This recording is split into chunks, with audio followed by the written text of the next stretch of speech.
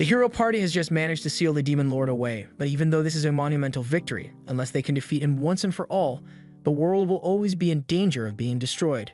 They all feel guilty for not being able to complete their mission, but their leader tells them that there's still hope because he is sure that someday in the future, a new hero will appear to carry on their legacy and finally finish the Demon Lord off for good. Several years later, at the A-rank party, Thunderpike is in the middle of a public dungeon raid, and while the two melee fighters attack, the magic users begin casting their spells. And thanks to the buffs from the party's supporter, Yuka, they are able to take a Hydra down in record time. Individually, the members of Thunderpike are already really strong, but when they work together, they are nearly unbeatable, which is part of the reason why they have so many fans. However, while they may look like the perfect team on the surface, it turns out they don't really get along as well as you'd think. In fact, after the stream ended, the Red Mage Yuka tells everyone on the team that he is quitting Thunderpike effective immediately. The party leader, Simon, asks him why he wants to leave, so Yuka explains that he isn't getting a fair cut of their reward money. The money he received today is so little that he may have to start taking out payday loans, and that's a situation he doesn't want to be in. Simon tries to justify Yuka's low pay by claiming that Yuka isn't contributing enough to the party, and Barry chimes in to point out that Yuka never actually engages in any battles. All he ever does is burn through their items' durability with his pointless enchantments. Yuka can't believe Barry would call his enchantments useless, but Barry isn't the only one who feels that way. The only one who actually thinks Yuka is useful is Jamie, but that's just because he's good at setting up their streams. Camilla tells him that if he wants to be paid more, then he has to be more active as a member of the team, but Yuka doesn't think she has the right to say that since she's basically a healer, and Yuka is always protecting her in battle. The fact that they don't value the work he does is exactly why he wants to quit the party, but Simon asks him if he's really sure he can manage on his own if he leaves. He says the only reason Yuka is even B rank is because they are childhood friends and Simon did him a favor by letting him join Thunderpike, and even if he leaves, they'll be just fine without him. Since they clearly doesn't think Yuka deserves to be paid well, Yuka definitely isn't going to stick around. Yuka has wasted the last 5 years of his life supporting this party, and they would never have gotten this far without his help, but the others still all think he's useless, so they won't miss him at all. Now that Yuka has officially quit Thunderpike, he heads to the guild receptionist to ask if there's any work available. She's surprised that a famous adventurer like him is here to look for a gig, so she asks him if something happened with Thunderpike, and Yuka explains that he quit. The receptionist doesn't seem that surprised since things like this happen all the time, so she hands Yuka a form to fill out so she can give him a new party. Once he's done filling out the form, he hands it to the receptionist, but just then, a girl comes running up to him for a big hug. The girl's name is Marina, and she used to be one of Yuka's students back when he taught preliminary adventurer classes half a year ago, and Yuka is glad she's doing alright. She's curious about why Yuka is here, so she asks him, and he tells her that he is currently looking for a new party since he recently left Thunderpike. Marina doesn't even let him finish his sentence, because if he's looking for a new party, then she would love to have her beloved teacher in hers. Yuka agrees to her proposition, so a few minutes later he is seated with Marina and the rest of her party members so they can discuss his joining. Silk loves the idea of Yuka joining their party, but she is surprised that an experienced adventurer like him wants to join their D-rank party. Yuka is currently B rank, so he could probably get into a much better party, but he doesn't mind being in a D-rank party, and to be honest, he actually prefers it this way. Back when he was in Thunderpike, they would always take on high-level missions, so Yuka would have to buy a ton of magic items to prepare, which left him in constant debt. That's why he wants to take it easy for a while, and just deal with some low-level quests instead. Since Marina, Silk, and Rain are all on board with the idea, Yuka officially joins their party, and their first mission together is to collect magic iron ore from the Painto Mine dungeon. It's been a long time since Yuka felt excited to go on a mission like this, and it definitely brings back a lot of old memories from when he was starting out as an adventurer. Yuka recalls that this dungeon has a lot of magic ore veins on the 6th floor, and Silk tells him he is correct, but they were hoping to avoid fighting the 5th floor boss, so Yuka suggests they should start on the 4th floor instead.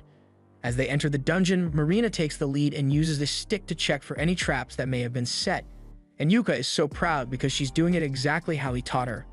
But for now, he asks her to let him take the lead since he has a more efficient method. Marina doesn't understand what he means since their party doesn't have a scout or thief to detect the traps, but while that may be true, Yuka has a magic item that should be useful in this situation.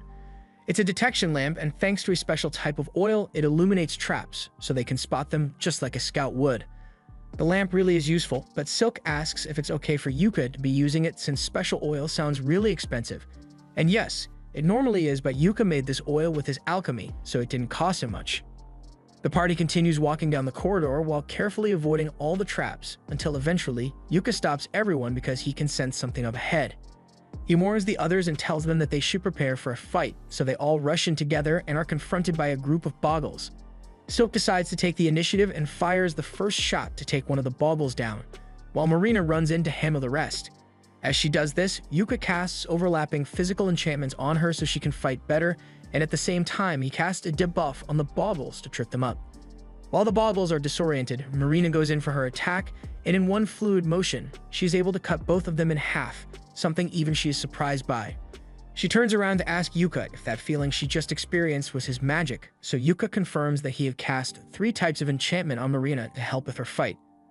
Rain can't believe Yuka was able to cast 3 enchantments at once, and on top of that, he managed to do it with no incantation, but Yuka doesn't think it was all that impressive, so he just says they should keep moving.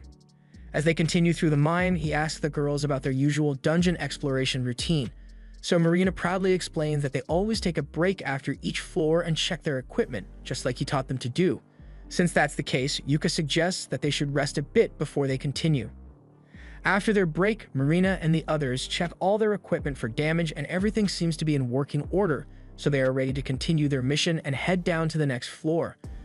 On the second floor of the dungeon, the group is suddenly ambushed by a group of undead miners, and the only way to get rid of them is for Rain to use holy magic, so everyone needs to protect her while she uses her chant. Marina and Silk plan to handle the defense, but Yuka tells them he has this covered, so he casts a blessing of light on all of them. And while it won't kill the undead miners, it does stop them from coming any closer, so it's a good defensive measure. Eventually, Rain finishes the holy light spell and uses it to eradicate the undead, and once they are safe, Marina begins praising Rain for a job well done.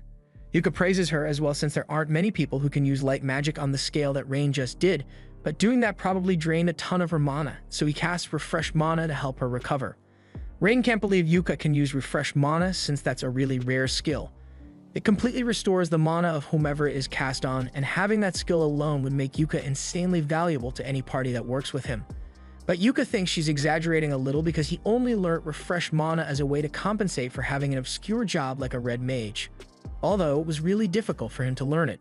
Afterwards, the group continues walking down the path, and as they go, Yuka begins pouring a liquid on the ground. Silk asks him what he's doing, so Yuka explains that he's pouring holy water over their footprints in order to stop undead monsters from following them. Silk is worried and asks if it's really okay for him to waste his holy water like that since it's really expensive. But Yuka tells her it's fine since once again he made this himself. The group is in shock that Yuka is able to make holy water even though he isn't a priest, but he has a special method for it. By purifying the ashes left behind by the undead when they are defeated, Yuka is able to process it into holy water, and the ashes he got from the undead miners will be more than enough to make up for the amount of holy water he's using. By the time they finally make it to the 3rd floor, Yuka suggests that they should take another break since they'll begin mining from this point forward.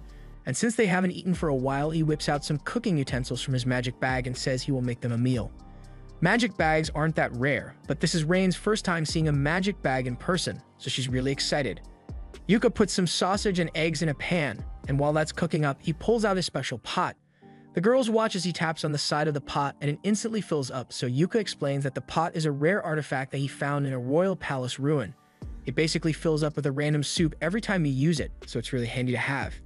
The girls are really grateful to Yuka since this is the first time they've gotten to have such a good meal while in the middle of a dungeon mission. But when Silk takes a closer look at the food, she realizes that it has mana radiating out of it. She asks Yuka about it, but he tells her there's nothing special about the food since all he did was prepare it with lots of love. His alchemy skills might have accidentally enchanted the food, however, it shouldn't be a problem. The group eventually makes it to the 4th floor of the dungeon and are confronted by a rock lizard, but as the monster charges at them, Yuka casts a slow spell on it, so it practically freezes in place. Marina then rushes forward to attack, and normally she wouldn't risk it, but since Yuka's enchantments have buffed her strength and stamina, she decides to try using her magic blade ability.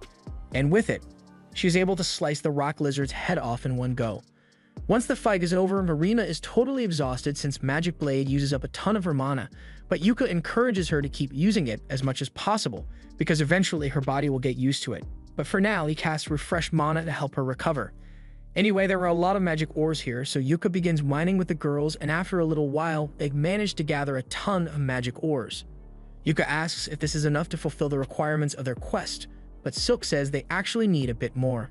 Unfortunately, there are no more magic ores on this floor, so their only option now is to defeat the 5th floor boss and go down to the 6th floor to gather the remaining ores.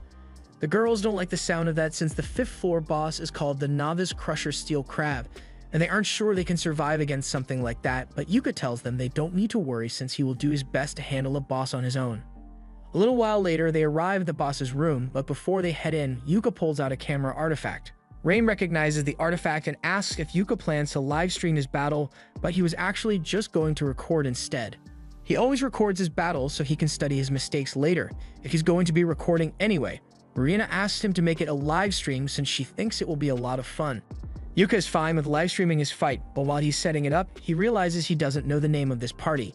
He asks them, but Silk tells him they haven't actually thought of a party name yet, and in fact, they aren't even officially registered yet.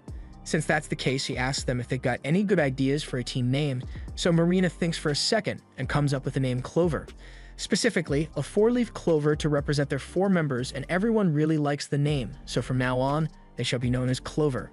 Just then, Yuka realizes that this is going to be her party's first live stream, and he feels bad if he was the only one who got a spotlight, so he asks the others if they want to help him fight the boss, but they all tell him that it's fine for him to handle it solo. In that case, Yuka isn't going to hold back, so he casts Great Blink Shadow and Protector Shield buffs on himself, and then enters the boss room. The Steel Crab awakens and immediately tries to strike Yuka, but he uses his speed buffs to dodge, and once he's out of the crab's range, he begins casting tons of debuff spells on it. And once the crab is sufficiently weakened, he casts a gravity spell to crush it against the floor. With this, the Steel Crab boss has been defeated, and it didn't even take him 1 minute to do it, so Yuka is pleased with his performance. He then ends the stream and Marina runs up to hug him for being so amazing. But she's hugging him a little too hard, so the others ask her to let go before Yuka ends up in a wheelchair. After making sure his back is fine, Yuka tells everyone that they should bring the Steel Crab's body back to the guild so they can sell the parts. He stores the entire things in his magic bag, and that's a huge help since they never would have been able to carry it back by themselves. So far, Yuka has been indispensable to their party, but Silk doesn't think it's fair for them to constantly be relying on Yuka like this, so Yuka suggests that next time they have a boss battle, everyone can participate so they'll gain some experience. The girls like the sound of that, but for now, they still have to open the treasure chest they get for killing the floor boss, and when they do, they find a ton of magic ores, so it looks like they won't have to mine anymore after all. This was the end of episode 1. Subscribe to not miss the next part.